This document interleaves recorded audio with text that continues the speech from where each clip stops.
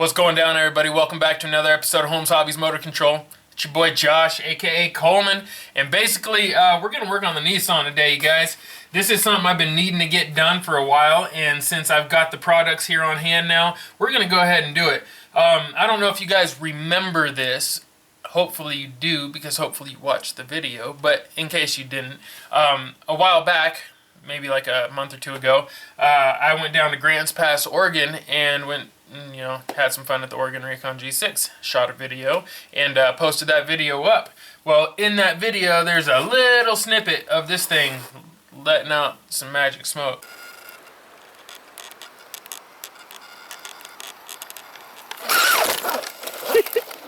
I'm surprised it still has power going through it. Yeah! That's what I'm talking about, dude. And a lot of people thought that was a Holmes Hobbies ESC. It wasn't. Don't worry, it wasn't. I've yet to have a Holmes Hobbies ESC go bad on me. But it was an Axial stock AE5 that I have put through the ringer in multiple trucks now. So it did a great job. It held up very well for a stock ESC and definitely gave me a lot of fun. And I was running it on 3S, and I don't know if you guys remember these videos too, but I have worked on this in a couple of previous Holmes Hobbies motor control videos. One video I installed a TorqueMaster 21 turn 550 can, the TorqueMaster Sport. Actually, I'll just show you this bad boy right here, TorqueMaster Sport 550. I installed one of these in here, right? And then to top that off, I put a well, here, I'll just show you that too. Do I have one sitting right here? Oh, there we go. I put one of these top hats on as well, right? But I didn't do this one. I did the one for non-rebuildables. And basically, that motor setup was awesome. I very much enjoy it, but I did not change the ESC at the time because I wanted to see just with the motor in there alone what could it do, you know.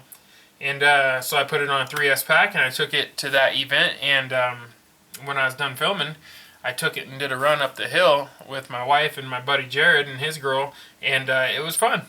All four of us had a blast, and I did some mud bogging and some trailing, some rock crawling, some hill climbing, and at the very end, my wife's rig had died, and so I hooked up with this, and I put it in second gear and dropped the hammer and drug it for a while, and the very end of that, dragging it for a while, was the scene that you guys saw in the Oregon G6 video, where I blew the ESC and smoked it out all over the place. It was awesome. Now it's time to replace that ESC with a TorqueMaster BRXL. Let's get started, I guess. First things first, I gotta go ahead and pop the top off this bad boy. We're not going to go into every detail, but I will say that I am going to run the stock settings for now because I want to show you guys the stock settings, and then we will, in the next episode, we'll go ahead and take it out for a run, then we'll tune it and run it again, and that'll be our next episode because I really want to show you guys the stock settings versus the tuned settings. And this is a stock truck. This is literally a bone stock Trailfinder 2,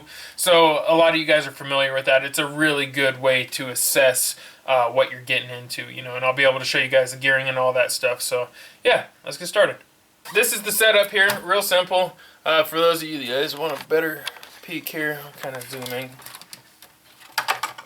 There you go. Nothing fancy, nothing special. It is literally a stock TF2, and I made my own little handmade interior here for it, which is made out of foam board basically and styrene, and I made that a long time ago, and I'm not gonna lie, you guys can make fun of me, it looks like shit. But it is an interior. Let's get this ESC out. As you can see right here, it is a stock AE5, and this is the TorqueMaster Sport 550 with the top hat on it still, like I was showing you. Remember we did the stress test on this where I chained it up to the bench basically and just set the trim on and just left it, and it just sat and went, and this is the exact same motor, still running strong. Chances are this is just glued on here because this truck is pretty much one of my beaters and I don't really care. there is actually some double stick tape under there. I'm surprised. Not gonna lie, you know, a lot of these trucks that I am not like that heavily invested in, I will just glue some stuff onto them just to get it done quick. Oh no, somebody has my snips. Boom, there's that. Oh yeah. So my battery cable is all the way back there. So what I'll wind up doing, I think, is just cutting this off and soldering it to that. I think that's going to be my best option. Boom. Alright, so that didn't take long.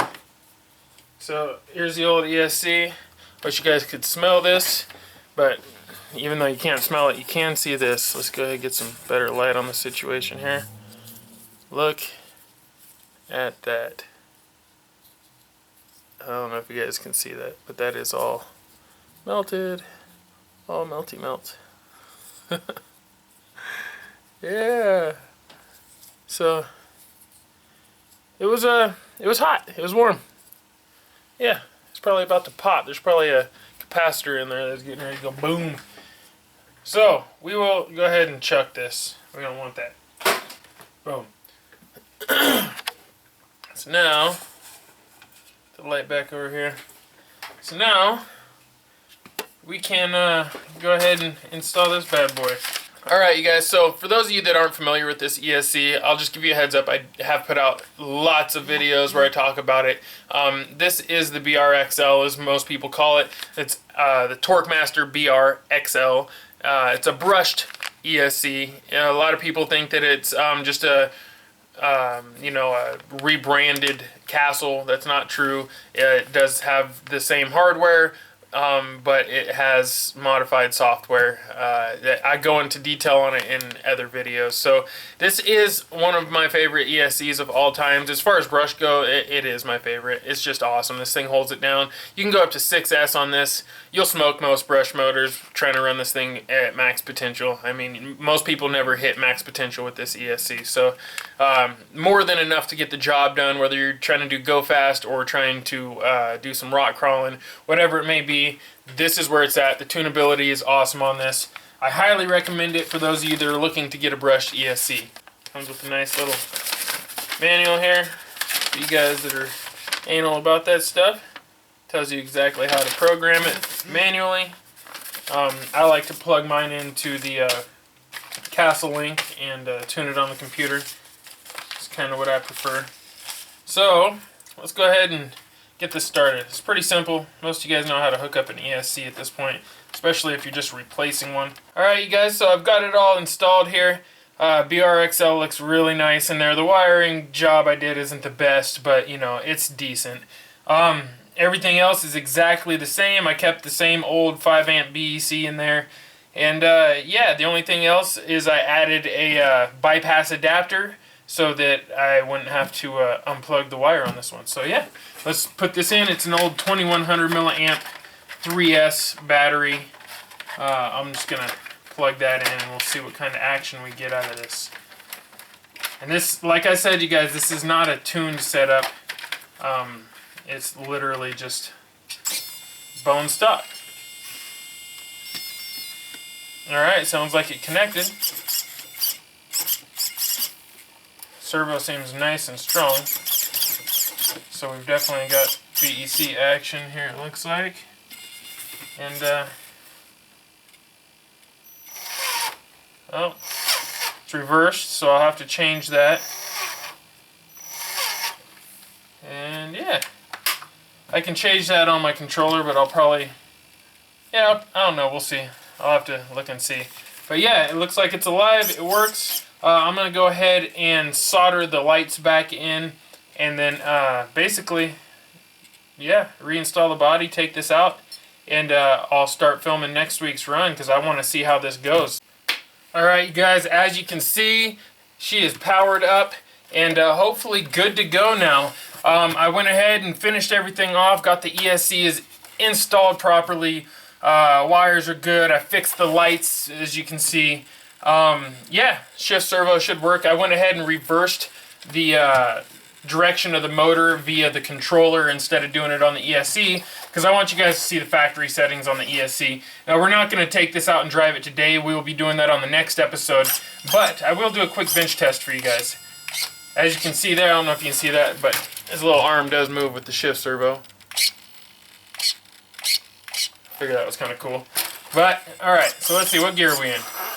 That's second. Alright, there's first gear. Good low speed control. My gear mesh is a little tight and it does vibrate through the body, so it is kind of loud, but plenty of low speed control. Let's throw something down here. Put the box down.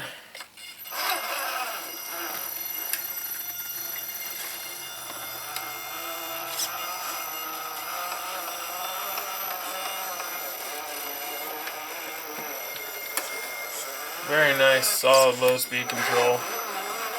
And of course, it's got plenty of juice. But I'll show you guys that on the next episode. So anyways, you guys, I'm gonna jump off here and go eat some burritos with my wife. I'm starving. You know what it is. I'll see you on the next episode. Peace and chicken grease. Yeah.